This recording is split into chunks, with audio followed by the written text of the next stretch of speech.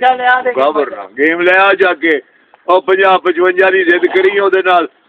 60 ਬੜਾ ਪੁਰਾਣਾ ਰੇਟ ਹੈ ਫਿਰ ਵੀ ਬੇਟਾ ਗੇਮ ਲੈ ਦੇਣੀ ਜਿਹੜਾ ਰੋਣਾ ਮੈਂ ਗੇਮ ਆਪ ਖੇਡ ਛੇੜਨੀ ਹੈ ਦੁਆਨ ਨਹੀਂ ਦੇਣੀ ਹੈ ਮੈਂ ਇੱਜ਼ਤ ਦੱਸਦਾ ਪਿਆ ਨੇ ਜਿਹੜਾ ਰੋ ਪਿਆ ਉਹਦੀ ਗੇਮ ਮੇਰੀ بولو کوئی ہے بولو شہزاد بھی سنتی بہو چاہے سے فوٹو چھک کرے مڑ تھوڑی یہ گھر ایسے سارے ہی بناؤ نہ کٹی بھی بناؤ اب اس طرح کیوں کیتی بیٹا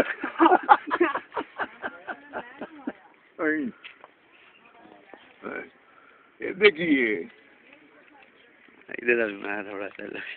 وہ کٹی نہیں ادھر بھی 10 کلو مٹھائی منگتا ہے بابا 10 کلو مٹھائی لگتی ہے میں بھی باؤ چاہ کرم فرما کرم فرما بھائی واہ